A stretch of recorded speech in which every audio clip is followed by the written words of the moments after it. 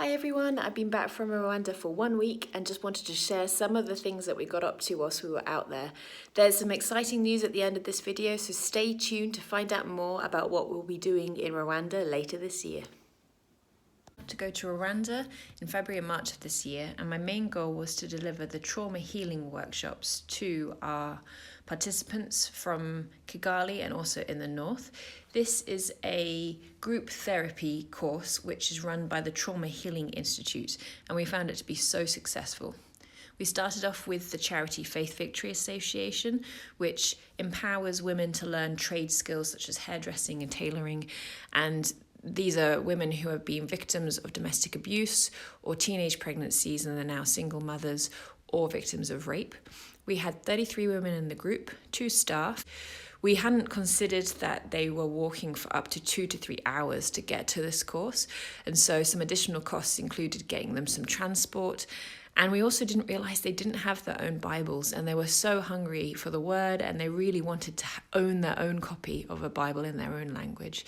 So thanks to your generous donations, we were able to give a Bible to every participant on this course and the 2 further courses, which was such a blessing. The next 2 schools were the Itatero schools, which I've been working with since September. These 2 schools provide free education for poor families with children who have additional needs. They also give physio in the afternoon, and the younger children are learning basic skills such as reading and writing and numeracy, and the older children are learning basic trade skills such as making bracelets or soaps. But we focused on the parents of these children. These parents have suffered really bad trauma in terms of being isolated from their community. Children with disabilities in Rwanda are considered either cursed, or that the family have been consulting witch doctors, or that they are just evil and God is punishing them for sin. So there was so much they needed to talk through and process. A lot of them had been told that they should just let their child die who has a disability. And so just by talking about it with someone else, we saw people receive healing. One amazing story was that a woman shared that after day 2, she slept for the first time in 20 years the whole night through because she felt like a burden had been lifted, and she was now experiencing such peace that she was able to sleep properly for the first time. So a project coming up with these schools is we'd like to build a playground at the school in Kigali. Once we've built this playground, they will have accreditation with the government, which means that they will receive government funding.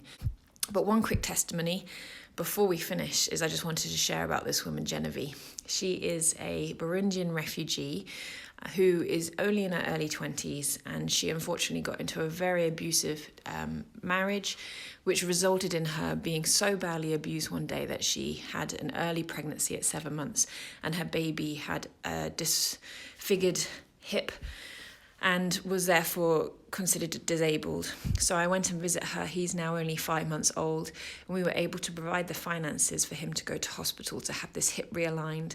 We were also able to provide her with a sewing machine so she can start providing for her young family. And we were able to buy the mattresses for her and her friend who were taking refuge on a local farm away from their domestic violence situations. There's so much more I could tell you, but for now I just want to leave you with the exciting news that you can come with me on the next trip in August. The details are below. There will be an information evening in Guernsey at Varzon Elam Church on Thursday the 1st of May at 7 o'clock. If you would love to come with us and help us to build that playground in Kigali, and also to build a house for one of the families up in the north, we would love to have you with us. So send me an email if you're interested. More information will come out shortly, but I'm looking forward to taking a team with me in August out to Rwanda.